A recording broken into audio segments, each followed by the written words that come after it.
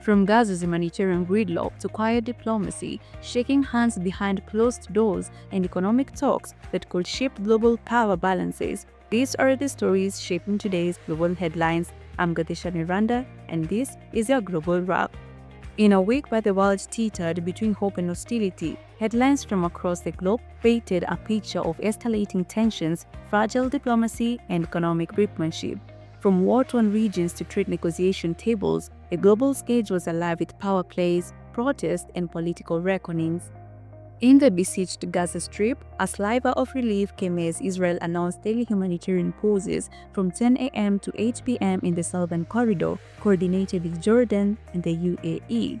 These timed ceasefires aimed to allow critical aid into the region, complemented by joint airdrops of food and medical supplies, but aid agencies quickly criticized the gesture as symbolic at best. They insisted that what Gaza truly needs are unrestricted land-based aid corridors and not parachutes falling from the sky.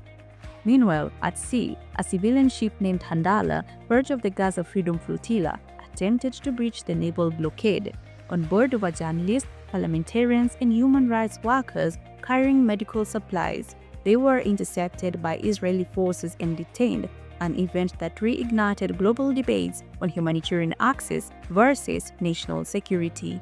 In other news, a quieter yet deadly conflict erupted on the Thai-Cambodian border. A renewed dispute over historical territory escalated into drone strikes and artillery fire, leaving over 30 people dead and displacing more than 200,000 civilians. Despite mediation attempts, both governments appear locked in a dangerous standoff, raising fears of prolonged instability in the region. A sweeping anti-corruption reform package introduced by Kyiv triggered backlash not only internally but from the European Union, which deemed the changes incompatible with EU accession criteria. Simultaneously, fragile peace talks resumed in Istanbul between Russian and Ukrainian delegations, though no breakthrough emerged. Diplomatically, the world saw both historic alliances and heated rebukes. The United Kingdom and Germany signed the Kensington Treaty, a wide-reaching agreement aiming to reset post-Brexit relations. Defense coordination, infrastructure development, and academic partnerships formed its backbone, signaling new European solidarity in uncertain times.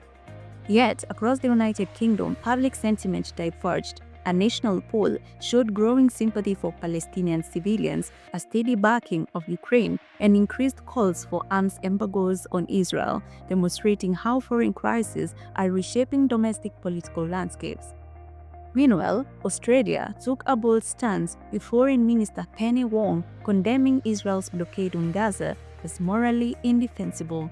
Her remarks echoed through massive pro-Palestinian rallies across major Australian cities, showing that public pressure is now guiding foreign policy more than ever.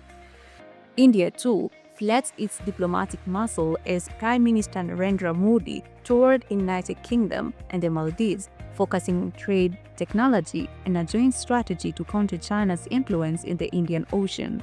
These visits underscore India's growing role not just as a regional force, but as a global mediator. However, diplomacy wasn't always make it a cloud. In Scotland, Donald Trump's visit to the Gulf estate was met with protest and controversy. His comments on wind farms and EU trade only deepened political divides, reminding the world that political influence doesn't come without backlash. And on the economic front, alarm bells rang louder. With a looming deadline of the 12th of August, the United States and China trade talks in Stockholm tried to avoid a drastic tariff escalation that could disrupt trillions in global trade. While the meeting kept doors open for a potential Trump summit in October, progress was minimal and markets remained tense. At the same time, the United States and Japan reached a bilateral framework to reduce mutual tariffs and enhance cooperation in AI, microchips, and green tech, signaling a pivot towards strategic, tech-driven partnerships amid the global economic slowdown. Altogether, the week reminded us that while bullets may draw blood and deals may draw headlines, it is the human impact behind the stories that truly defines our shared world. From cries for aid in Gaza to chants for peace in Europe to closed-door negotiations between superpowers. the world remains in motion, its future unwritten. For the World Economic Federation Journalism Guild, I'm Gathecha, Miranda.